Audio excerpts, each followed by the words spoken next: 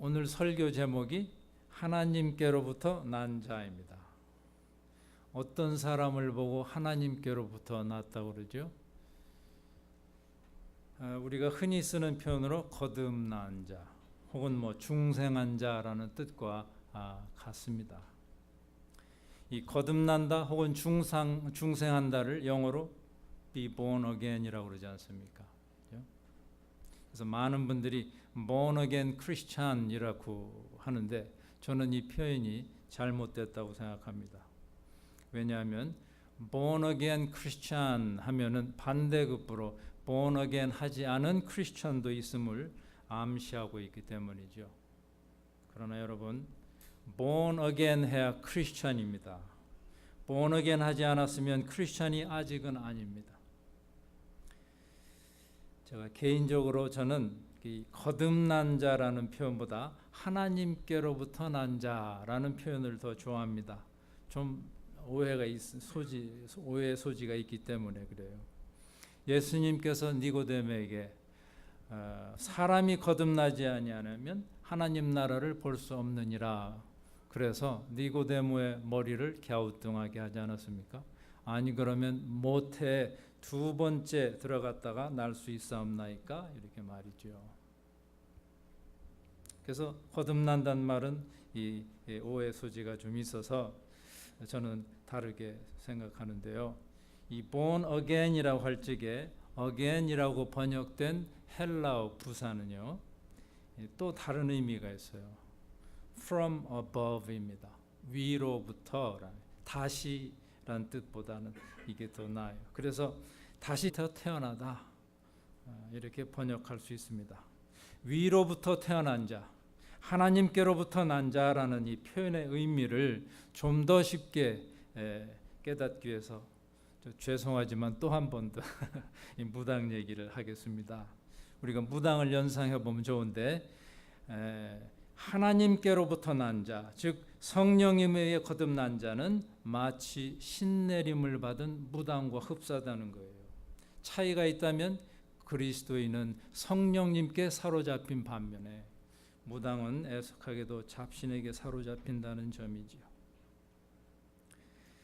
자, 위로부터 태어난 자, 즉 하나님께로부터 난 자는 죄를 짓지 않는다. 이것이 오늘 본문의 요지입니다. 그래서 제가 설교 서두부터 죄 이야기를 꺼내든 것인데요. 여러분께서는 그리스도인은 죄를 짓지 않는다라는 말씀에 대해서 어떻게 생각하시는지요? 일부 잘못 믿는 사람들 중에는 내 안에 그리스도가 계시니 내가 죄를 지을래야 지을 수가 없다 이렇게 주장하는 사람들이 있습니다. 이 주장에 옳소라고 반응하는 분이 계시다면 제가 점수를 매긴다면 100점에 50점 드리겠습니다. 아니 오늘 본문의 요지가 하나님께로부터 난 자는 죄를 짓지 않는다 이렇게 말씀을 해서 내가 옳다고 했는데 왜 50점밖에 안 됩니까? 이렇게 반문하실 분이 계시겠죠. 근데 그 이유는 이 죄라는 말 어떻게 해석하느냐에 따라서 의미가 달라지기 때문에 그렇습니다. 그래서 쉽게 말씀드려서 여러분 많이 들으셨을 텐데요. 원죄, 자범죄 많이 들으셨죠? 이렇게 이 죄를 구분해 보시면 좋을 듯합니다. 즉 하나님께로부터 난 자는 죄를 짓지 않는다 해서 이 죄는 원죄에 해당합니다. 이것도 많이 들어보셨을 얘기인데 구약에서 그 죄라는 단어가 뜻하는 얘기 들으셨죠? 물론 sin이란 뜻이 있지만은 또 한편으로는 miss the mark라는 뜻이 있어요. 화살이 관역을 빗나가다. 이것이 우리가 원죄의 개념을 설명하기 아주 좋은 의미입니다. 우리가 마치 관역을 빗나간 화살처럼 하나님을 모르고 하나님과 아무런 관계가 없는 상태, 이것이 원죄의 상태가 아닙니까? 이러한 원죄는 그리스도를 만나서 하나님과 관계 개선이 된 후에도 우리가 성화의 과정을 거치면서 짓게 되는 소위 자범죄와는 좀 개념이 다릅니다. 사도 요한은 오늘 본문에서 죄가 무엇인가를 가르칩니다. 여기서 사도 요한이 가르치는 바는 원죄의 개념이죠. 죄는 불법입니다. 죄는 하나님께 불순종하고 하나님께 거스르는 일입니다. 그리스도 안에 거하지 못하기 때문에 오는 것이 바로 죄입니다. 이 죄는 마귀로부터 옵니다. 8절에 보시면은 죄를 짓는 자는 마귀에게 속하나니 마귀는 처음부터 범죄함이니라. 이 죄를 짓는 자의 영적 출처를 밝히고 있지요. 예수 그리스도는 거짓말장이 마귀가 저질러 놓은 죄된 일들을 멸하기 위해서 이 세상에 오셨다고 그랬습니다. 예수 그리스도께서 마귀의 역사를 타파하셨기 때문에 죄라는 것이 이제 정복됩니다. 근데 오늘 6절과 9절에 보시면요, 우리를 조금 곤혹스럽게 하는 말씀이 있습니다. 먼저 6절에 보시면 그 안에 거하는 자마다 범죄하지 아니하나니, 그리스도 안에 있는 자는 죄를 범하지 않는다 하는 말씀에 우리 마음이 늘 개운치가 않습니다. 왜냐하면 여기서 죄를 자범죄 개념으로 해석하기 때문이죠. 내가 매일 주님 보시기에 한심스러운 그런 그 숱한 죄를 짓고 있으니 그렇다면 과연 내가 그리스도 안에 있는 자인가 아니면 밖에 있는 자인가, 이렇게 자문하지 않을 수 없습니다. 그런가 하면 9절에서는 하나님께로부터 난 자마다 죄를 짓지 아니하나니 그랬는데, 글자 그대로 받아들인다면은 하나님께로부터 난 자는 죄를 범할 수가 없다는 것입니다. 그렇다면 하나님께로부터 난 자는 하루아침에 성인 군자가 된다는 말인가? 매우 혼란스럽습니다. 그러나 여러분, 이 사도 요한께서는 이 요한 1서 이 편지 첫 장 8절에서 이미 명백하게 말씀하신 바가 있습니다. 요한 1서 1장 8절에 보시면은 만일 우리가 죄가 없다고 말하면 스스로 속이고 또 진리가 우리 속에 있지 아니할 것이요 라고 하였습니다. 또 1장 10절에서는 만일 우리가 범죄하지 아니하였다 하면 하나님을 거짓말하는 이로 만드는 것이라고도 했습니다. 이처럼 우리는 죄를 짓는 자들이라고 이미 주장하였던 사도 요한입니다. 그런데 오늘 본문 9절에서는 하나님께로부터 난 자마다 죄를 짓지 아니한다. 그러니까 혼동스러운 거죠. 표면상 여기 모순이 있습니다. 왜냐하면 한편은 모든 인간이 죄를 짓는 죄인에 불과하다고 말하고, 다른 한편에서는 하나님께로부터 난 자는 죄를 범할 수 없다 하니까 말이죠. 자, 이 모순을 어떻게 설명해야 됩니까? 이 혼돈 속에 있으면서 혹시 이렇게 생각하시는 분은 나는 어찌 된 것인가? 나는 매일 알고도 죄를 짓고 모르고도 죄를 짓고 있으며 주일 아침마다 참회 기도를 드리고 있는 판국인데, 그럼 나는 하나님께로부터 난 자가 아닌가? 나는 정녕 그리스도인이 아니란 말인가? 이런 생각을 할 수가 있지 않겠습니까? 도대체 여기서 의미하는 죄는 어떤 특정한 죄입니까? 아니면 다른 어떤 것입니까? 이 결론부터 말씀드려서 이 사도 요한이 오늘 본문에서 관심을 두고 있는 것은 우리의 상태나 신분입니다.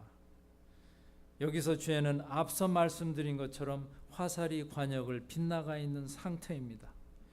우리가 하나님과 관계가 없는 상태, 이것이 죄입니다.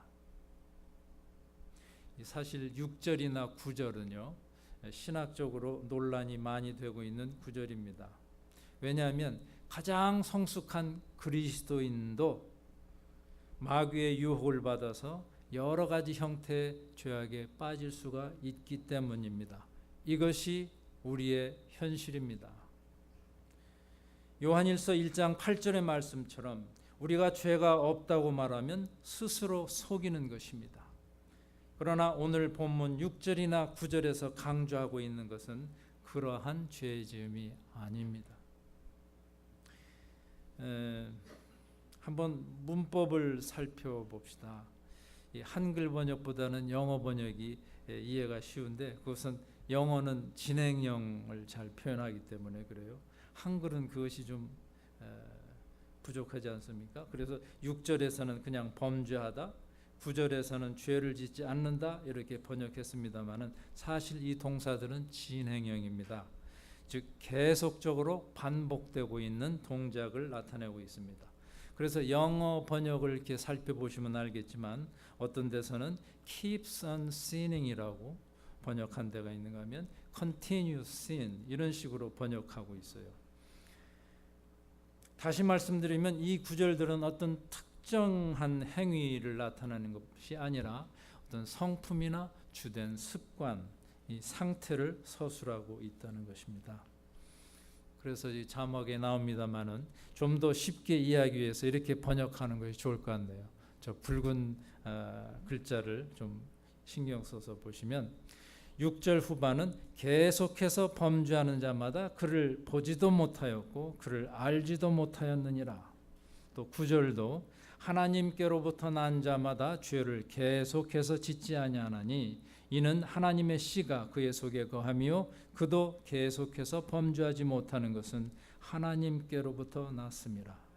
조금 더 명확해지지 않습니까?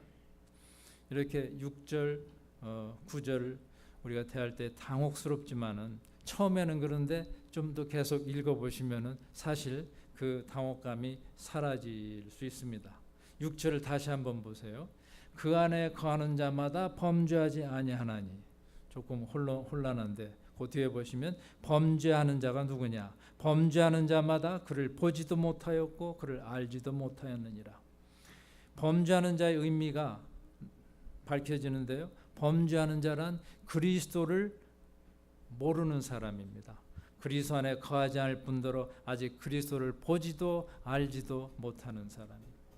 9절도 마찬가지예요. 하나님께로부터 난 자마다 죄를 짓지 아니하나니. 혼란스러운데 그 후반부에 보면 이는 하나님의 씨가 그의 속에 거하며 그도 범죄하지 못하는 것은 하나님께로부터 났습니다. 이 후반부에서 하나님의 씨라는 표현이 나오죠. 어떤 분들은 하나님의 말씀이다 혹은 뭐 성령이다 이렇게 해석을 하는데 어느 쪽이라도 좋은데요. 하나님에게서 오는 어떤 생명의 원리라는 뜻으로 쓰인다면 다 좋습니다. 하나님의 말씀이 씨가 돼요. 혹은 성령이 씨가 돼요. 우리 안에 하늘의 생명이 심겨집니다. 하나님의 씨, 곧 하나님의 생명의 원리가 그 속에 거하는 사람은 죄를 짓지 않습니다. 이쯤 되면 여기서 의미하는 죄가 어떤 죄인지 감이 좀 잡히시는지요? 여기서 강조하고 있는 것은 인간이 새로운 피조물이 되는 기적입니다. 이 기적에 의해서 그리스도의 생명이 신자의 마음을 사로잡으며 신자를 이끌어 하나님과 새로운 관계 속으로 들어가게 합니다. 오늘 본문에 나오는 죄는 이와 같이 거듭난 자가 더 이상 지을 수 없는 죄를 가리킵니다. 거듭난 자, 즉 하나님께로부터 난 자는 더 이상 하나님을 부인하지 않습니다. 하나님과 불화하지 않습니다. 그러한 죄를 반복하지 않습니다. 그리스도 안에서 새로운 피조물이 된 사람은 과거처럼 율법적 공포에 매달려 짓는 죄를 반복하지 않는다는 얘기입니다.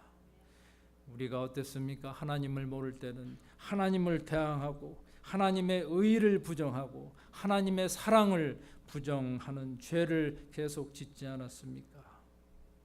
과거에 습관적으로 지었던 이런 모든 마귀적인 죄를 더 이상 짓지 않습니다. 만일 사람이 그리스도 안에 거하지 않는다면 그는 절대로 그리스도인이 될 수 없습니다. 우리가 그리스도 안에 거하지 않아도 그리스도인이 된다고 주장한다면 그것은 중생의 교리를 전면적으로 부인하는 것입니다. 사람에게는 두 종류가 있을 뿐입니다. 그리스도 안에 거하거나 그리스도의 밖에 거하는 자, 둘 중에 하나입니다. 그래서 본문 10절에서는 그리스도 안에 거하는 자를 하나님의 자녀라고 하고 그리스도 밖에 거하는 자를 마귀의 자녀라고도 부르고 있습니다. 하나님께로부터 난 자요, 하나님의 자녀가 된 자는 하나님의 거룩하신 뜻을 충실하게 따르려고 노력합니다. 그러나 마귀의 자녀는 자기만을 위하고 자기 신화에 빠지고 온갖 범죄를 행합니다. 이 서신을 쓸 때는요, 이 초대교회 영지주의가 참 횡행할 때입니다. 영지주의의 영향을 받은 반율법주의인 이단자들이 교회를 어지럽히고 있었습니다. 7절에 보시면은 자녀들아 아무도 너희를 미혹하지 못하게 하라 이렇게 권면하고 있죠. 바로 영지주의자들을 조심하라 그 뜻입니다. 들어보셨죠? 영지주의에 대해서요. 예.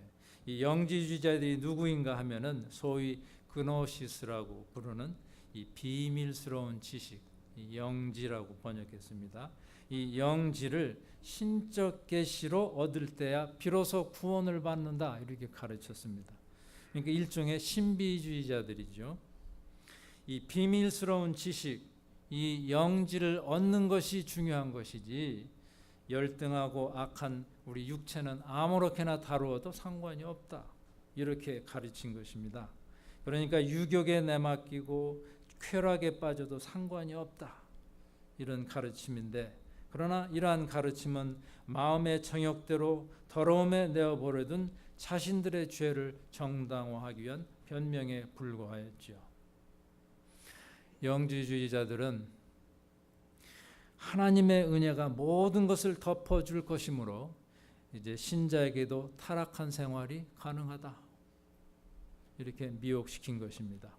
그래서 사도 요한은 참 신자는 하나님의 씨를 지니고 있는 자로서 의를 행하고 또 사랑해야 한다 이렇게 가르쳤던 것입니다.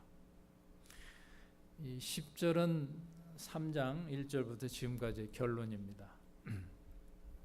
이러므로 하나님의 자녀들과 마귀의 자녀들이 드러나나니 무릇 의를 행하지 아니하는 자나 또는 그 형제를 사랑하지 아니하는 자는 하나님께 속하지 아니하니라. 의를 행하는 자와 의를 행하지 않는 자를 대조하고 있습니다. 마찬가지로 사랑하는 자와 사랑하지 않는 자를 대조하고 있습니다.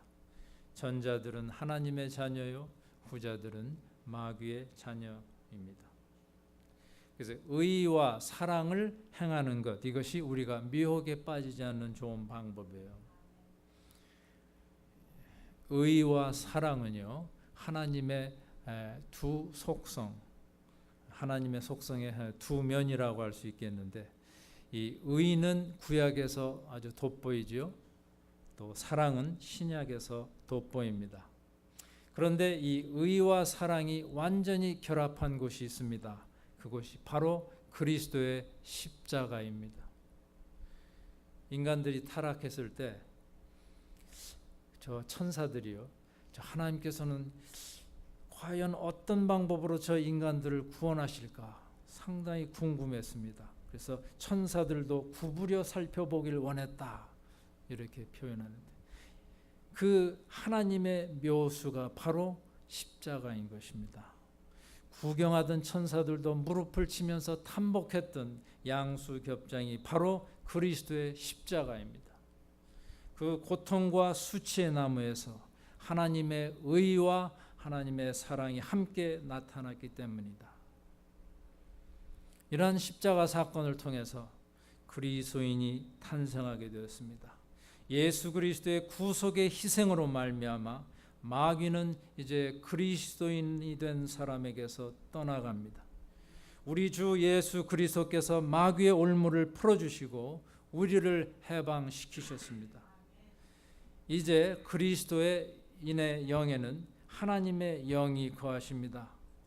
그러나 안심하지 못할 일은 마귀의 세력은 완전히 물러간 것이 아니고 죄의 세력이 우리 안에서 완전히 파괴된 것이 아닙니다.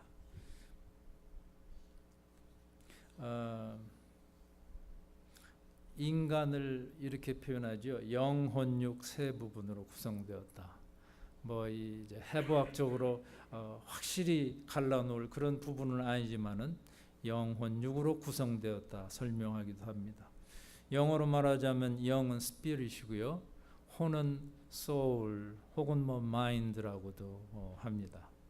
그리고 육은 body고요. 그런데 이 영혼, 육은 히브리인들의 우주관인 삼층천 사상과 매우 흡사합니다. 인간이 소우주라고 그러지 않습니까? 그래서 아주 그들의 우주관과 비슷한데요. 이 삼층천 사상이 무엇인가? 세 하늘이 있다는 거예요. 1층천, 2층천, 3층천. 고린도후서 12장에 보시면은 사도 바울이 하나님이 계시는 셋째 하늘에 이끌려갔었다 하는 간증이 나옵니다. 또 에베소서 2장 2절에는 소위 공중의 권세 잡은 자들이라는 표현도 나오는데요. 이 공중이 2층천 내지 1층천, 그리고 거기에 권세를 잡고 있는 자들이 누구냐면 바로 마귀와 그 졸개들이라는 얘기예요. 3층층에서 쫓겨난 그들입니다. 이 마귀 집단은 하나님이 계시는 3층천에서 쫓겨나서 2층천과 1층천에 머물고 있습니다. 2층천이 어딘가 하면 해와 달과 별이 있는 우주 공간입니다. 그러면 1층천은요, 우리가 피부를 맞대고 호흡하고 있는 대기권입니다. 이것이 소위 히브리인들의 3층천 사상입니다. 자, 아까 우리 영혼육이 이 3층천과 흡사하다고 그랬죠. 인간의 영을 하나님이 거하시는 3층천에 비한다면 혼, 즉 마음은 2층천이고 육은 1층천에 해당합니다. 그런데 하나님께로부터 태어난 자, 즉 예수 그리스도의 구속의 은혜로 거듭난 자의 이 영에는 이제 하나님이 거하서는 마귀는 더 이상 같이 할 수 없습니다. 그러니 마귀 무리는 더 이상 그리스도인의 영에서 머물 수 없고 이제 혼과 육으로 쫓겨납니다. 혼과 육으로 쫓겨오긴 했지만 여전히 공중의 권세 잡은 자의 위력을 떨치고 있다는 것입니다. 그리스도인에게 하나님의 씨가 뿌려졌지만 하루 24시간 내내 천국의 삶을 계속하지 못하는 이유가 바로 여기 있습니다.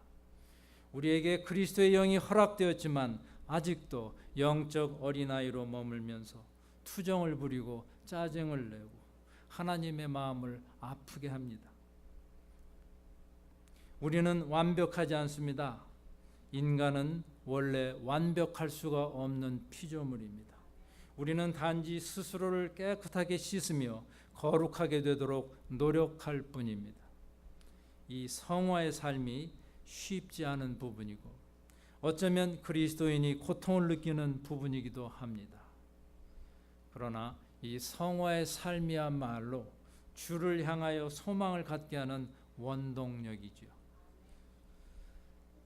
생물은 자극이 있어야 반응을 합니다. 그렇죠? 진주족의 살 속에 아픔을 주는 모래알이 있어야 진주가 생기고 고치를 뚫는 그런 고통이 있어야 이제 나비가 날 수 있고 겨울에 찬바람과 추운 추위를 겪어야만 진달래는 아름다운 꽃을 피웁니다. 인간도 마찬가지입니다. 인간에게도 고통이 있어야 인간다운 인간이 됩니다. 부모님 되신 분들은 여러분의 자녀들을 인간답게 만드시기 원하신다면 적당한 자극과 적당한 아픔을 제공하시기 바랍니다. 이 마귀는 그리스도인에게 고통과 슬픔과 시련을 가져다 주지만 이러한 것들이 우리의 성화의 삶에 도움이 된다는 점에서 마귀는 우리에게 필요하깁니다. 욥을 해코지 하려는 사탄의 계획을 하나님께서 허락하신 이유도 그를 단련시켜서 정금처럼 나오게 하심입니다. 그래서 사실은 그리스도인에게는 모든 것이 감사한 일입니다. 잘 되게 해주셔서 감사하고 망하게 해주셔서 감사하고 건강하게 해주셔서 감사하고 병들게 해주셔서 감사합니다. 그저 우리는 하나님께서 주시는 상급에 감사하며 살아갈 뿐입니다. 그래서 일상생활에서 감사하는 정도가 그 사람의 믿음의 척도입니다. 불평하는 정도가 그 사람의 불신앙의 잣대입니다.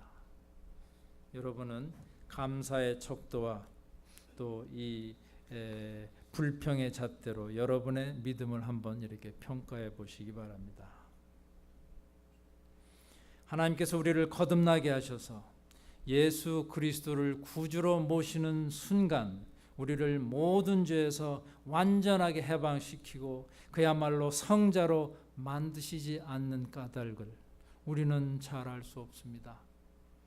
그러나 한 가지 확실한 것은 우리로 하여금 성화의 삶을 거치면서 건전하고 올바른 신자가 되게 하십니다. 우리는 거룩한 삶을 살아야 합니다. 깨끗한 생활을 해야 합니다. 하나님께서 우리에게 소망을 주셨기 때문입니다. 그러기 위해서는 먼저 우리의 영이 맑아야지요.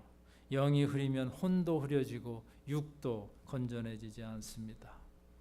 마귀의 무리는 우리의 흐트러진 자세 속으로 공격하고 우리의 지저분한 상태 속으로 스며들어와서 마음과 정서와 육체를 괴롭히려 하기 때문입니다. 그래서 이 성화의 과정, 이 거룩한 삶을 위한 그 과정은 피나는 영적 씨름입니다. 내가 겸손해지려고 노력할 적에 교만의 영은 물러갑니다. 내가 부귀영화에 관심을 두지 않을 때 탐욕의 영은 집적거리지 못합니다. 내가 하나님께 모든 것을 의지할 때 불안의 영은 떠나갑니다. 내가 성령 충만할 때 미움의 영과 슬픔의 영과 분노의 영이 힘을 잃습니다. 제가 서두에서 내 안에 그리스도가 계시니 나는 죄를 지을래야 지을 수 없다 주장하는 분이 계시다면 그분들은 100점 만점에 50점이라 이렇게 말씀드린 이유를 이제 아시겠습니까? 하나님께로부터 난 자마다 죄를 짓지 않습니다.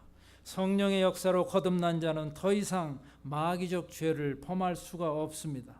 하나님께로부터 난 자는 이 마귀적 죄를 계속해서 지울 수가 없습니다. 그러기에 하나님의 자녀는 하나님께서 보증하시는 확실한 신분이고 천국에 이르기에 부족함이 없는 자리입니다. 그러나 이러한 귀한 선물, 귀한 이 신분을 받고도 우리는 곧잘 쓰러지고 낙심하고 상처를 받습니다. 우리는 곧잘 성화의 삶을 포기하거나 영적으로 자라기를 주저합니다. 성화의 과정에서 죄를 짓고 있습니다. 마귀에게 밀리고 있기 때문입니다. 하지만 절망은 금물입니다. 씨가 뿌려졌습니다. 이 씨가 자라야 하고 열매 맺혀야 합니다. 이것이 우리를 향하신 하나님의 뜻입니다.